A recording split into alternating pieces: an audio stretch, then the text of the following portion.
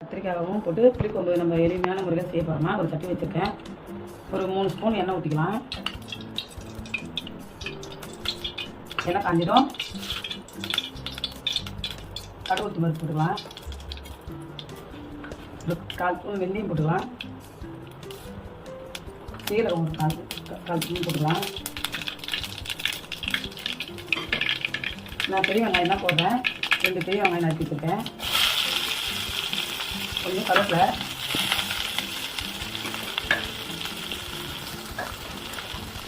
எனக்கு வதக்கி ஊற்றிக்கலாங்க.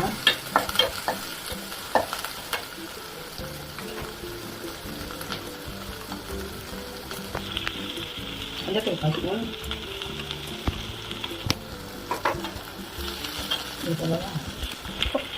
இப்போ தக்காளி வந்து கட் பண்ண நம்ம வதக்கணும்னா வதங்காது. அதனால் 2 தக்காளி எடுத்து நான் மிக்சியில் போட்டு அடித்து வச்சுருக்கேன். அப்போ உங்களுக்கு குழம்பும் நல்லா திக்காகவும் இருக்கும், டேஸ்ட்டும் நல்லாயிருக்கும். அதனால தான் நான் மிக்சியில் போட்டு அடிச்சிருக்கேன். வெங்காயம் நல்லா வதங்கினோடனே இந்த தக்காளியை ஊற்றணும்.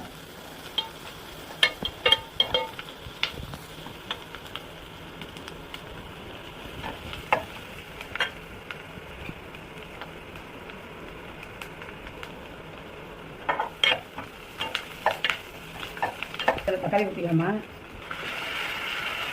தக்காளி ஊற்றி ஒரு 2 நிமிஷம் நல்லா வதக்கி விட்டுருங்க. இந்த பச்சை வாசனை போக அப்புறம்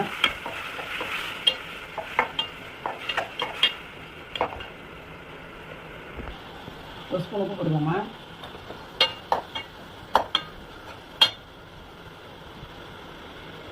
நம்ம கத்திரிக்காய் முருங்கைக்காய் உள்ள போட்டுக்கலாம்.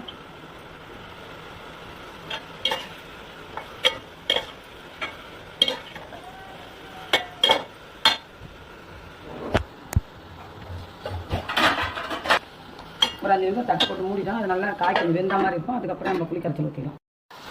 இது கொஞ்சம் நல்லா காய் வெந்த மாதிரி இருக்கட்டும். இந்த மாதிரி வச்சோம்னா ஒரு 5 நிமிஷம் மூடி வச்சாலே காய் நல்லா வெந்து வந்துடும். அதுக்கப்புறம் நான் புளி கரைச்சி வச்சுருக்கேன். அதை ஊற்றிக்கலாம். இப்போ வீட்டு மிளகாத்தூள் தான் ஒரு 2 ஸ்பூன் வீட்டு மிளகாத்தூள் போடணும். காரத்துக்கு ஏற்ற மாதிரி நீங்கள் போட்டுக்கலாம். கம்மியானாலும் போட்டுக்கலாம். இல்லை உங்களுக்கு ஜாஸ்தியாக வேணும் ஜாஸ்தியாக 2 ஸ்பூன் போடணும்.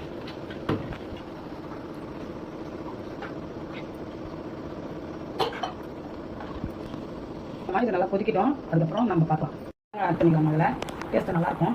இன்னும் தேங்காயும் 2 சீரகம் போட்டு அரைச்சிருக்கேன். இப்போ ஒரு கொதி வந்தோடனே நம்ம ஆஃப் பண்ணலாம். அப்படியே அந்த காரம் அதிகமாக இருந்ததுன்னா சும்மா கொஞ்சமாக வெல்லம் போட்டுக்கலாம். காரம் கரெக்டாக இருந்ததுன்னா அப்படியே விட்டுருங்க.